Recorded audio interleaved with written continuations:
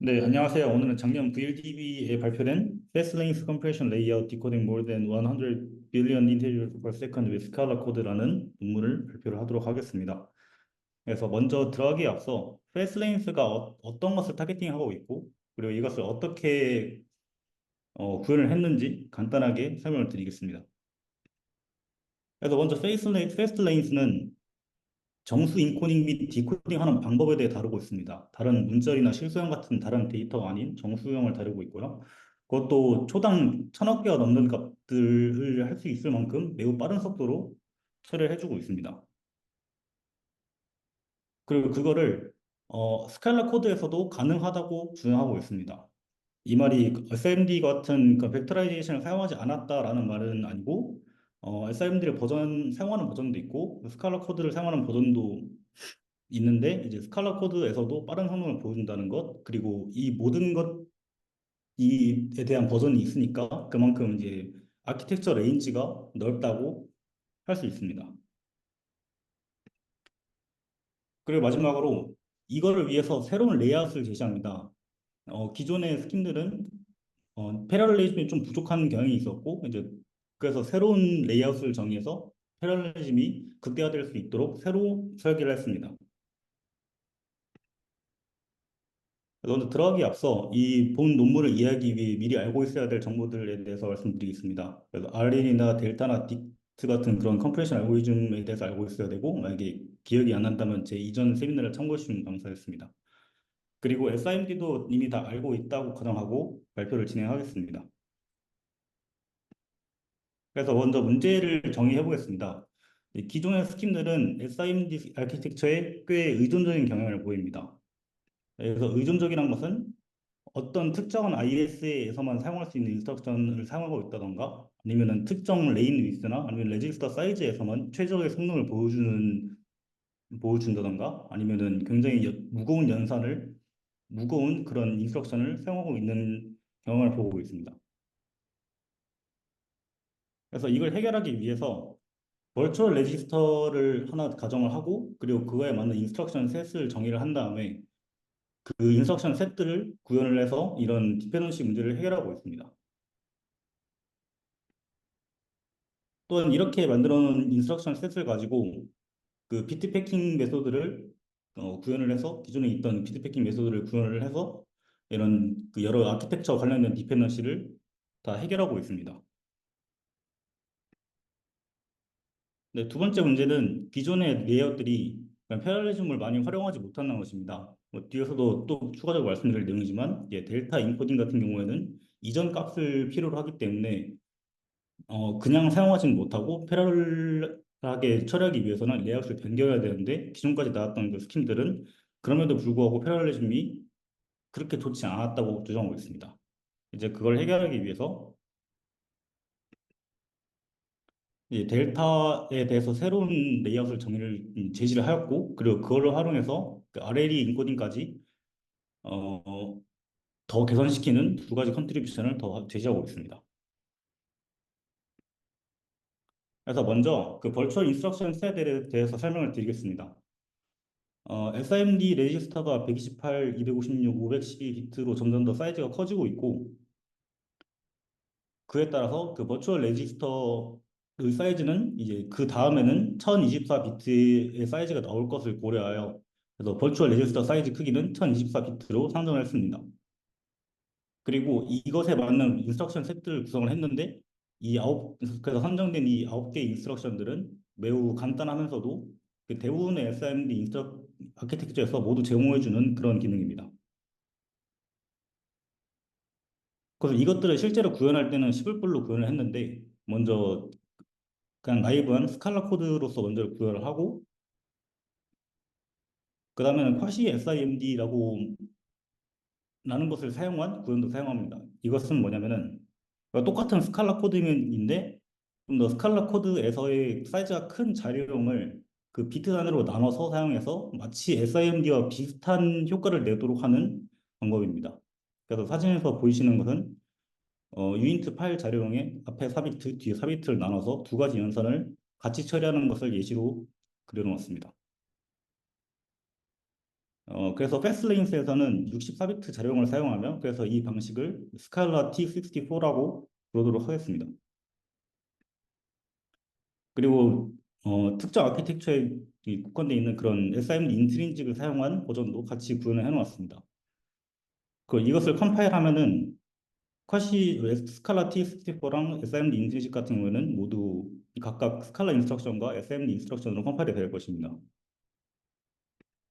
스칼라 코드 같은 경우에도 컴파일을 하면은 스칼라 인스트럭션으로 컴파일이 되는데 이때 이 스칼라 코드에다가 그 컴파일러에서 제공해주는 SIMD 옵티마이제이션 옵션을 이용해서 컴파일러가 생성해준 SIMD 인스트럭션까지 총 4개의 버전을 제공하고 있습니다. 그래서 옛날 뭐 SIMD를 지원하지 않거나 아니면 되게 성능이 안 좋은 그런 아키텍처에 대해서는 스칼라나 스칼라 T64를 사용해서 이 패스 레인지의 기능을 사용할 수 있고 그리고 현대의 많은 아키텍처들은 SIMD를 모두 제공해주기 때문에 오토 벡터라이즈드나 SIMD 버전을 사용해서 동일하게 패스레인스를 사용할 수 있습니다. 그리고 추후에 1024비트의 레지스터가 새로 나왔을 때도 이제 그 새로 나온 아키텍처에서 제공하는 똑같은 그 동일한 그런 인스트럭션을 사용하면은 패스레인스를 동일하게 구현할 수 있기 때문에 따라서 과거 그리고 현재 미래 모두의 아키텍처를 모두 아우르는 그런 디펜던시 문제를 모두 해결한 아키텍처 관련된 디펜던시를 모두 해결한 방법을 제안하고 있다고 할 수 있습니다. 그리고 이렇게 정의한 벌처 인스트럭션 셋을 기반으로 먼저 비트 패킹 방법을 또 계산을 했습니다. 이것은 레이아웃을 뭐 새로 바꾼 건 아니고 기존에 있던 레이아웃인데 여기다가 이 인스트럭션 셋을 사용해서 그 레이아웃을 구현함으로써 기존에는 특정 레인 위드나 아니면 레인 사이즈에만 국한되어 있었던 이 방법을 이제 모든 경우의 수에 모두 커버 가능하도록 새로 구현을 했습니다. 그 델타 레이아웃 같은 경우에는 그런 시퀀셜 데이터 간의 연속된 데이터 간의 디펜던시가 있기 때문에 이것을 패러리즘 하기 어렵다는 문제가 있었고 그래서 그걸 해결하기 위한 유니파이드 트랜스포스 레이아웃을 좀 새로 제시했고 그리고 이 유니파이드 트랜스포스 레이아웃이랑 아레이랑 그 딕셔너리까지 합해서 기존의 RLE 스킴을 더 개선한 패스레인스 RLE까지 두 개 컴프레션 관련해서는 세 개를 제시하고 있습니다. 먼저 비트 패킹 인터리빙부터 설명을 드리겠습니다.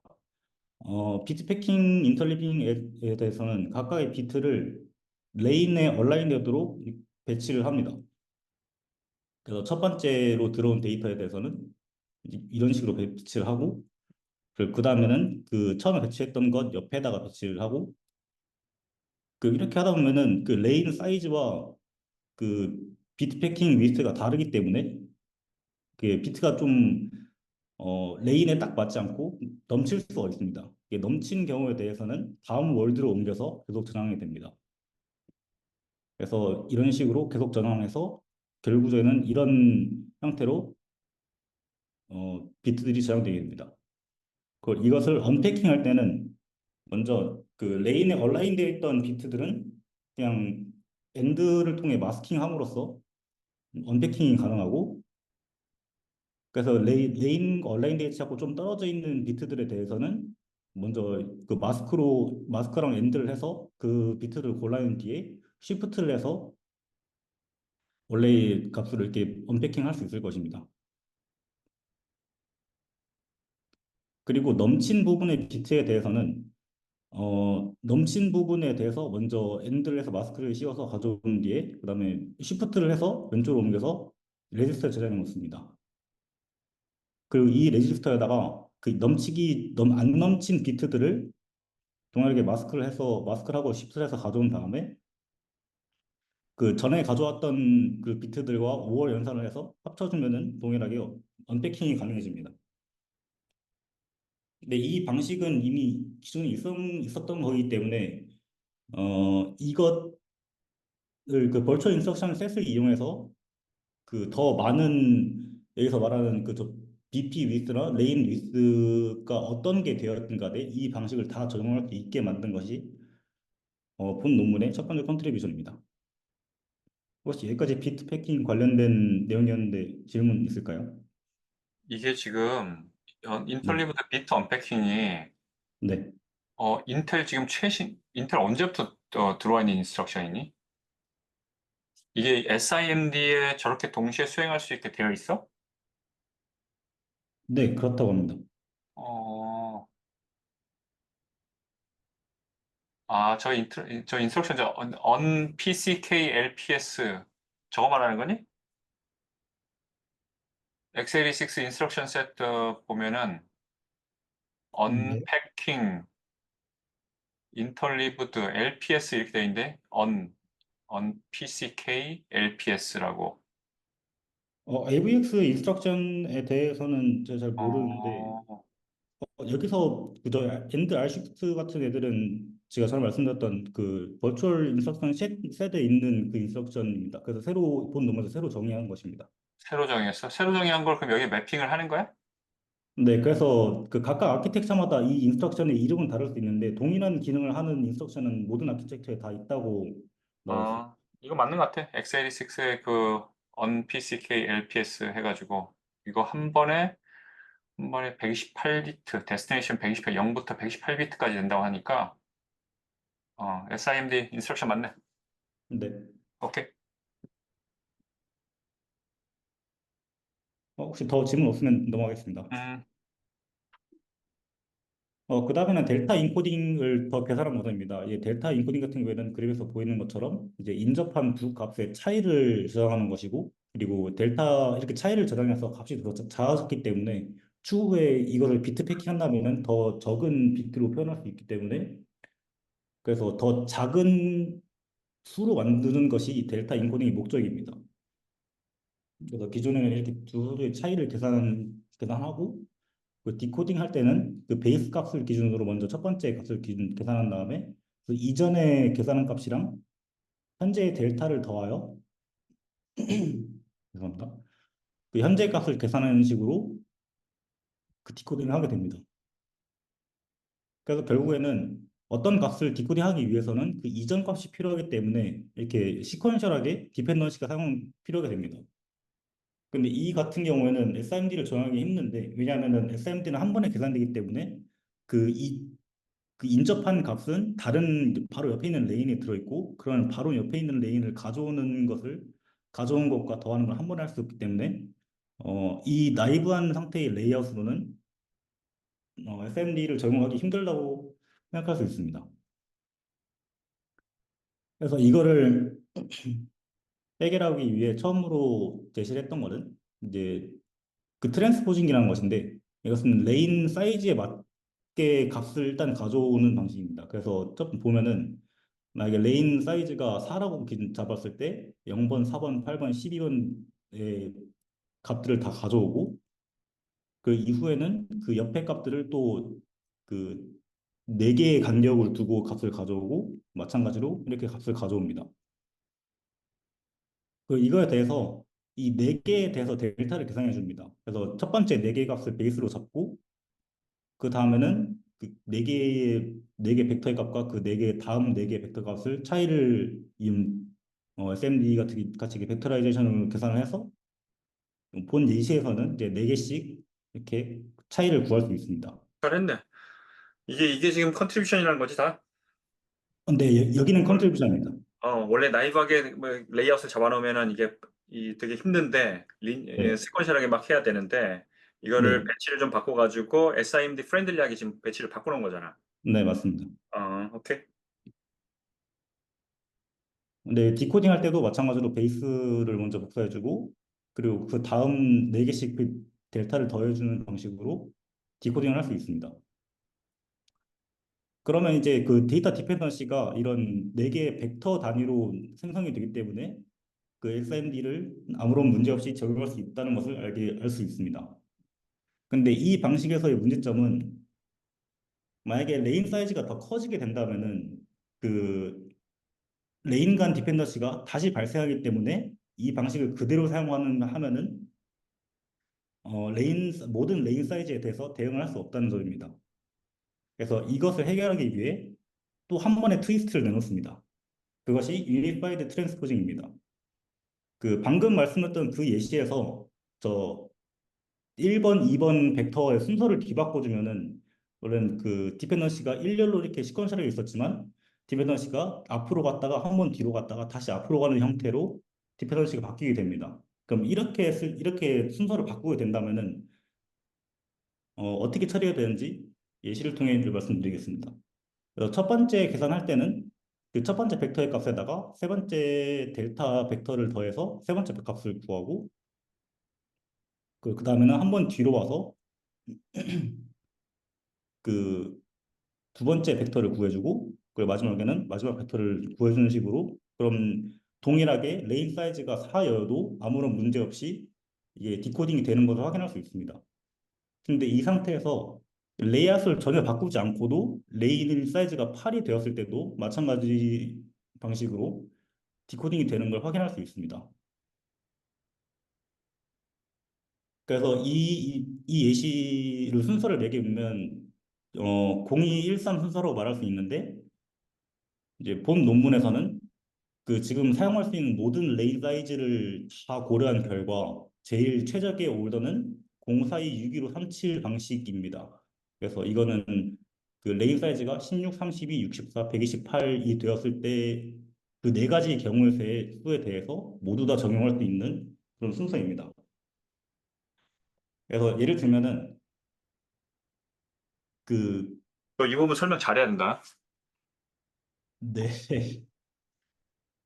이 베이스 값이 있고 이제 베이스가 있고 첫 번째로 이 0번째가 계산된 다음에 그 다음에 1번이 계산되고 2번이 계산되고 3번이 계산되고 4번이 계산되고 5번이 계산되고 6번이 계산되고 7번으로 계산될 것입니다. 그러면은 이 각각에 대해서는 이 16개의 값이 들어있는 벡터에 대해서는 데이터 디펜던시가 없을 것입니다. 그리고 그 다음에 레인 사이즈가 두 배가 됐을 때에는 그 인접한 그 두 개의 블럭이라고 표현을 하겠습니다. 그 두 개의 블럭을 한꺼번에 가져다가 계산하면은 이 두 개에 대해서 여기는 0, 4, 그 다음에 1, 5, 그 다음에 2, 6, 그 다음에 3, 7 이런 순서로 계산을 하면은 동일하게 이 동일한 레이아웃에 대해서 데이터 디펜던시 없이 계산할 수 있습니다. 아니, 저게 제일 작을 때는 04, 26, 15, 37로 이렇게 됐었는데, 네, 이게 이 사이즈가 커졌잖아. 사이즈가 커지면 이 번호 오더링이 달라지잖아. 네. 어, 근데 여기서 번호를 어, 적어놓은 건 이제 16개 값들 기준입니다. 어. 그 커졌어. 그러면 이 순서가 아까 그 화살표하고 어떻게 지금 연결된 거니? 어, 일단 저 각각의 그 정사각형 네모에 대해서는 16개 값이 들어있는 블럭이라고 생각하시면 될 것 같고, 그래서 저기 0번부터 7번까지의 값은 그 블럭 번호라고 생각하시면 됩니다. 그래서 여기서는 인접한 두 개의 블럭을 그 벡터 단위, 그래서 벡터는 32개의 값이 될 것이고, 그래서 그 벡터 단위로 이 순서로 계산할 수 있다는 의미입니다. 잠깐만. 너 앞에 너 16개 다 펼쳐봐봐.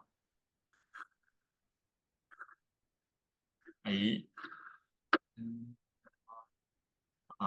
이거 두 개가, 어차피 얘 두 개가 이렇게 지금 가고 있으니까, 이렇게 두 개로 네, 가고 있으니까, 네, 네, 맞습니다. 크게 레이아웃 막 셔플링을 다시 뭐, 커질 때마다 셔플링을 다시 해야 되고 하는 번거로움이 없다 이거지. 이거 유지시키면서 요거 하고, 요게 되고, 다시 요거 하고, 요게 되고, 이렇게. 네, 그래서 어, 데이터를 저장하는 레이아웃은 고정이지만 저장하는 순서만, 레인 사이즈가, 처리하는 순서만 그러니까 바뀌게 됩니다. 데이터에 네, 저장하는 그 형태는 그대로 놔두고, 레인 사이즈가 커지더라도, 오더링은 어차피 인접하게 붙여놨기 때문에, 네, 맞습니다. 오케이. 네, 그래서 이렇게 32개일 때는 두 개씩 묶어서 계산하면 되고, 64일 때는 네 개를 묶어서 계산해도 마찬가지로 데이터 디펜던시가 없고, 그리고 레인 사이즈가 128이 되었을 때도 데이터 디펜던시가 없는 것을 동일한 원리로 알 수 있습니다. 음, 그래서 실제 유니파이드 트랜스포드 레이아웃에서의 데이터 레이아웃 모습은 다음과 같습니다. 그래서 먼저 그 1024개의 델타를 한 청크로서 계산을 하고, 그리고 그 하나의 청크에는 8개의 타일로 들어있는데, 타일로 구성되어 있는데, 각각의 타일은 이제 가로에는 16개의 값이 들어있고, 그런 그 벡터가 이제 8개가 있는 형상을 가지고 있습니다.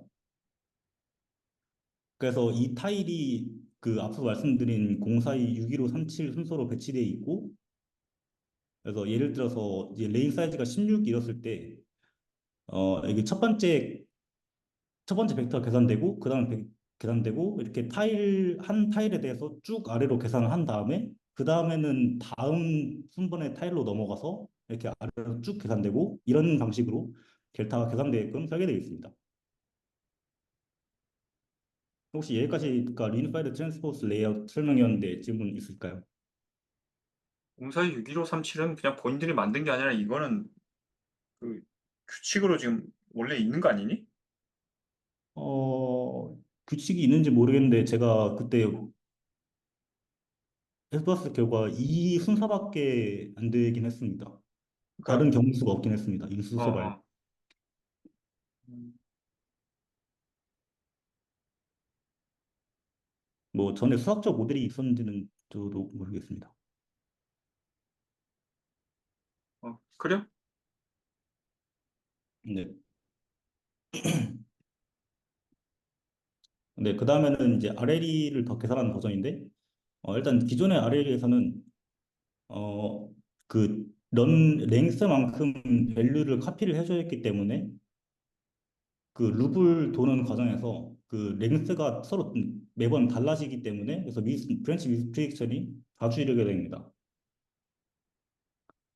특히 이제 런 랭스가 더 작아질수록 이런 그 브랜치 미스프리딕션이 잦아지게 되는데, 그래서 이걸 해결하기 위해서 사용한 방법은 그 룻의 길이를 고정한 것이라고 생각할 수 있습니다. 그래서 이게 실제로 어떻게 했는지 보여드리겠습니다. 먼저 이 RLE 맨 처음에 있는 벡터가 그 밸류 값들이고, 이거를 RLE 인코딩을 하면은 런 랭스와 런 밸류 두 가지의 벡터가 나오게 됩니다.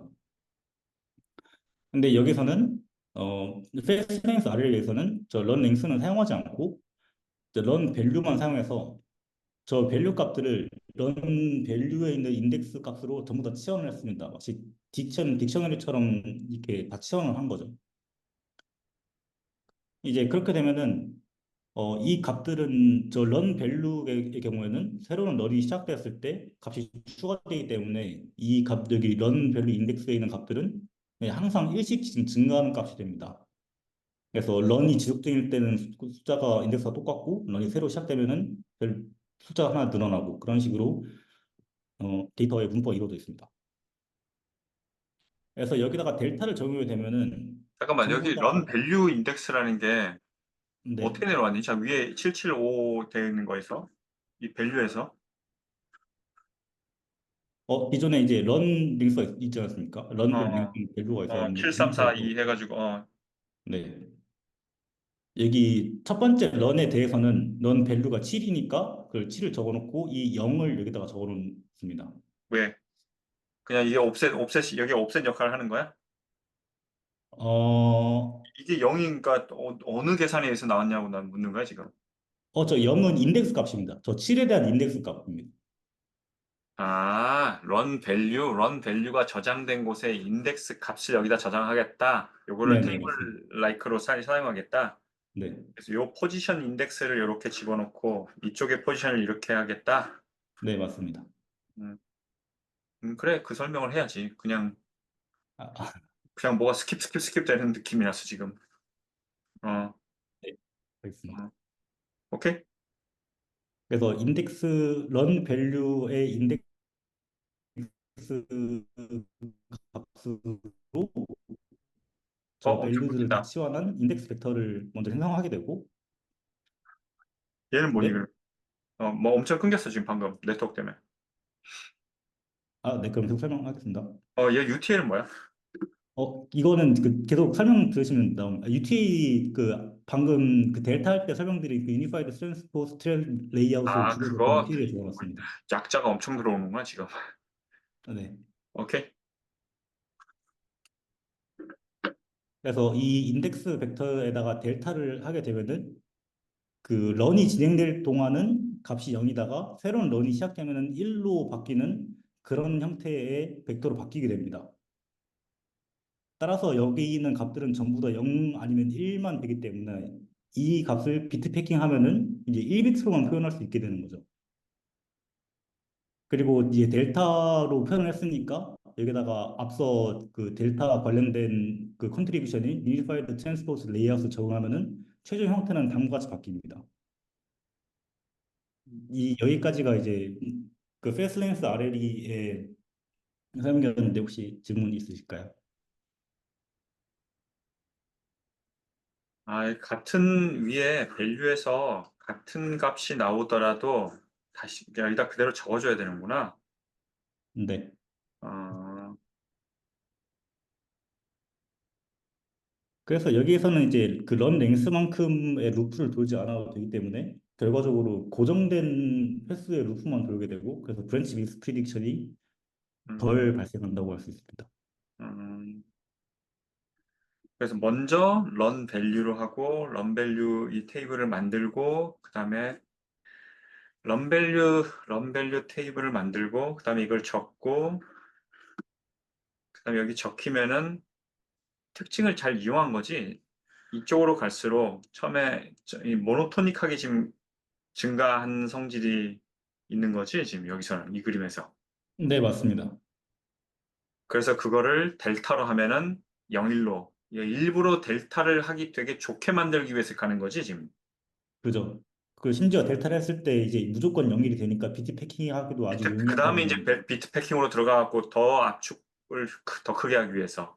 네, 그래서 그 무조건 1비트만 비트 패킹이 되기 때문이죠. 그리고 그거를 함에 있어서 UTL을 사용해가지고 트랜스포 시켜서 델타 하는 것도 되게 편하게 하기 위해 하는 네, 거고. 패러럴하게 대사를 쭉 계산할 수 있게. 어, 음, 고민을 굉장히 많이 했네. 네, 그래서 저도 이 아이디어가 되게 신기하다고 생각했습니다. 이거 되게 잘한 건데? 이 정도로 지금 하려면은 이거 되게 고민 많이 한 거야. 네, 그리고 그 여기 PPT에는 넣지 않았지만 그 이 음, 저자들이 말한 게 여기 값들 보면은 음, 이 값들이 중간중간 1이 종종 발생하지 않습니까? 음. 그래서 익셉션 처리 방법을 이용해서 그냥 아예 이 인덱스 벡터는 저장하지 않고 이 스파스처럼 1들만 처리한다는 거지? 네, 약간 뭐 어, 널맵처럼 처리한다는 그 어, 방법도 이제 추후 논문으로 발표할 생각이라고 합니다. 나오겠네? 네, 오케이. 추라는 말은, 네, 그걸 더 추가해가지고 그 VLDB 저널로 나오겠다? 네, 그럴 것 같습니다. 그래? 네, 들으면, 여기까지가 이제 들으면 들을수록 굉장히 생각을 많이 했는데? 클레버하게 되게 이렇게 처리를 많이 했네. 네, 맞습니다. 인디비주얼 테크닉들이 다 하나씩 하나씩 이렇게 적용되는데, 그거를 모조리 다 컴바인 시킬 수 있도록 지금 만든 거잖아. 네, 맞습니다. 어, 네, 그래서 이밸류에이션 설명드리겠습니다. 음, 먼저 첫 번째는 그 벌처 인스트럭션 셋에 대해서 컴패리즌을 한 건데 여기 실험은 비트 패킹을 가지고 실험을 했지만 여기서는 비트 패킹에 집중하기보다는 이 각각의 값들의 높낮이에 대해서 생각하시면 될 것 같고 그리고 각각의 값들은 이제 튜플 하나를 디코딩 하는데 필요한 사이클입니다. 그래서 낮을수록 더 좋은 것이라고 할 수 있습니다. 그래서 보면은 먼저 스칼라 노란색으로 표현된 스칼라 버전이 제일 당연히 제일 안 좋고 그 스칼라의 자료형을 SIMD처럼 사용하는 스칼라 D64 같은 경우에는 꽤 성능 향상이 많이 있는 것을 확인할 수 있습니다. 그리고 SIMD나 오토 베터라이제이션들은 이제 SIMD를 사용했으니까 당연히 성능이 더 좋고요. 그래서 이거에 대해서 조금 더 설명을 드리면은 어, 스칼라 T64 같은 경우에는 그 64비트 자료용을 기준으로 하고 있기 때문에 만약에 레인 위스가 8비트라면은 그럼 당연히 64 나누기 8 해서 8배만큼 좋아져야 되고 그리고 16일 때는 4배만큼 좋아져야 되고 그 32일 때는 2배만큼 좋아져야 되고 64일 때는 그 똑같이 나와야 되는 게 이론적으로 그런데 실제로도 실험해 봤을 때 그렇게 나오는 걸 볼 수 있습니다. 그리고 SIMD와 오토 벡터라이즈의 성능이 거의 일치하다는 점에서 굳이 SIMD 인스트럭션, 아니, 인트리직 펑션을 사용하지 않고 그냥 컴파일러에 이 벡터라이즈 SIMD 인스트럭션 컴파일을 맡겨도 거의 성능이 이상하게 나온다는 걸 확인할 수 있습니다. 그리고 그 다음에는 그 피트패킹 인터리빙인데 먼저 베스트 퍼포먼스를 보면은 여기서 세로 축은 이제 사이클당 몇 개 튜플을 계산할 수 있냐였고 그때 베스트 퍼포먼스가 대략 사이클당 70개의 값들을 디코딩할 수 있는 것으로 나왔습니다. 그래서 이 시험에서 사용한 CPU가 3.5GHz 프리퀀시를 가지고 있기 때문에 이것을 기준으로 계산을 해보면은 2,450억 개의 튜플을 1초당 계산할 수 있는 것으로 확인할 수 있습니다. 뭐 이건 이론적인 거고. 그 그죠? 튜플을 저 사이클에 다 소모하려면은 L1에 다 올라와 있어야 되는 걸 얘기하는 거 아니니? 사이클당? 네, 맞습니다. 어, 어, 오케이. 네, 그리고 이거는 기존의 소타랑 비교를 하는 것인데, 이제 후웨이 같은 경우에는 그 동일한 비트패킹 인터리빙에 대해서, 레이아웃에 대해서 그 레인을 4개밖에 사용할 수는 없는 버전입니다. 레인이 무조건 4개인, 4개로 정해진, 고정되어 있는 그런 버전입니다. 그래서 이때를 보면은 그 SSE와 AVX2 그리고 AVX512까지 리지스터 사이즈는 2배가 되는데, 근데 이들의 성능 향상은 이제 2배가 되고 있지 않는 모습을 볼 수 있습니다. 하지만 이제 그 인터리빙 패스트랭스에서 제시하는 인텔 방식에서는 그 SS에서 AVX, AVX 512까지 오면서 이제 성능이 그 레지스터 사이즈가 늘어남에 따라서 그에 맞게 늘어나고 있는 것을 확인할 수 있습니다.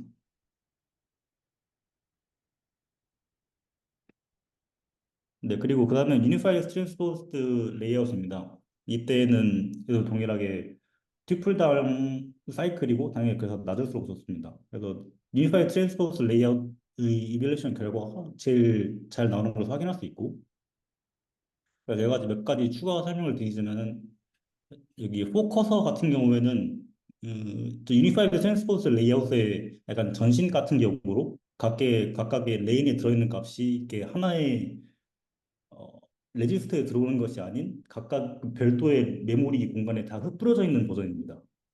그래서 이때는 당연히 SIMD를 사용하지 못한 버전이었고요. 그래서 저자의 이전 논문으로 알고 있습니다. 그랬고 저 호리존탈 같은 경우에는 그 델타를 계산할 때 그 값들 간의 값들을 더하는 과정에서 그 바이너리 트리처럼 이렇게 2개씩 계속 더해가는 과정을 패러렐로 처리하는 과정을 거칩니다. 근데 이 경우에 대해서는 필요한 인스트럭션이 모든 아키텍처에 대해서 지원하지 않아서 이렇게 결과가 좀 이상하게 나오는 것을 확인할 수 있습니다. 네, 그리고 마지막으로 패스트랭스 RLE에 대한 설명입니다. 초록색이 제일 그냥 나이브하게 구현한 RLE 버전이고, 그리고 빨간색의 경우에는 SIMD를 적용할 때 만약에 런 랭스가 3이라면은 런 랭스가 3이고 레인 사이즈가 4였을 때 값을 4개를 먼저 복사한 다음에 XIMD로 4개를 복사한 다음에 그리고 그 다음 런을 처리할 때는 마지막에 하나의 값을 오버라이트하는 식으로 런 랭스 3을 카피하는 그런 버전입니다. 근데 이때도 만약에 오버라이트를 하게 되면은 그만큼 레인을 최대로 활용하지 못하는 것이기 때문에 그리고 앞서 말씀드린 브랜치 미스프리딕션을 문제가 여전히 있기 때문에 그래서 패스트레인스 RLE보다 훨씬 더 성능이 안 좋은 것을 확인할 수 있습니다. 네, 여기까지가 설명이었습니다.